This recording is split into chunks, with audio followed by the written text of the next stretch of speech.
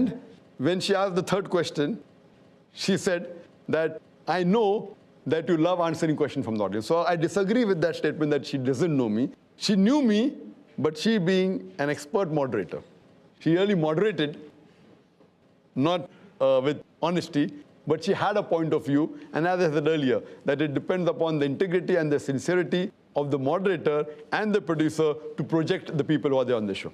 I think the sister's misunderstanding stands corrected. We have Nadia Jamal who says, I totally agree. Dr. Zakir hardly was given the chance to speak, and Brother Zakir in future should avoid sharing the stage with Jahil Muslims, especially like Soha Ali Khan and Kabir Khan, who don't even know what Islam is all about, and were arguing that Muslim lady wears hijab only if she sees her mother wearing it. I have no idea in what kind of a world they are living. New generation are more practicing than their parents. I believe, alhamdulillah.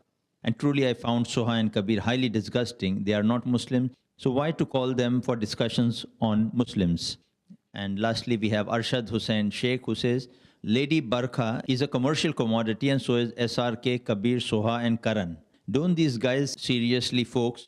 Little knowledge is a dangerous thing. Their opinions don't make a tiny bit difference towards what Islam and Muslims stand for. There is no other interpretation of Islam and a Muslim other than what is said in the Holy Quran. See more Quran and the Hadith.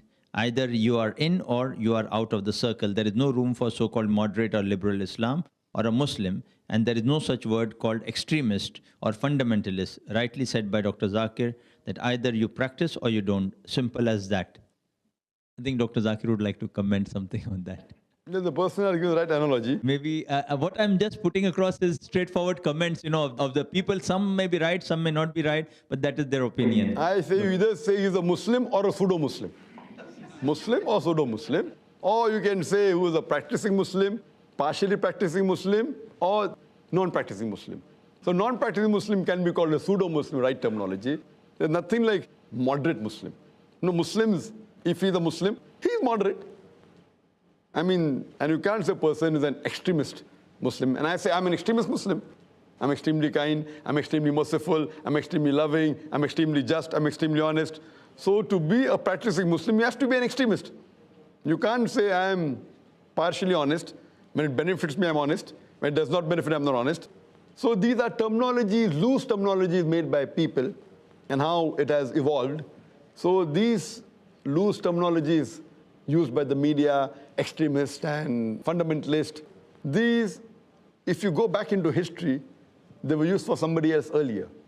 If you've heard my talk on terrorism and jihad, etc., and I've clarified that this word fundamentalist was first used for the Christians. Those who believe that the message of the Bible is not from God, every word, every letter is from God. And now today, in the new definition of Oxford Dictionary, the fundamentalist means a person who strictly adheres to the ancient teachings of any religion. The new definition is slightly changed, that fundamentalist is a person who strictly adheres to the ancient doctrines of religion, especially Islam. So though it was used in the early part of the 20th century for the Christians, today it's used for the Muslims. So this is how they keep on changing. But really fundamental is the person who follows the fundamentals.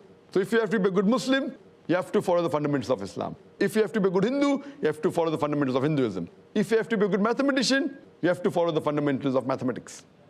Jazakallah, Brother Zakir. Any further questions from brothers here? Yes, brother, we'll just ask.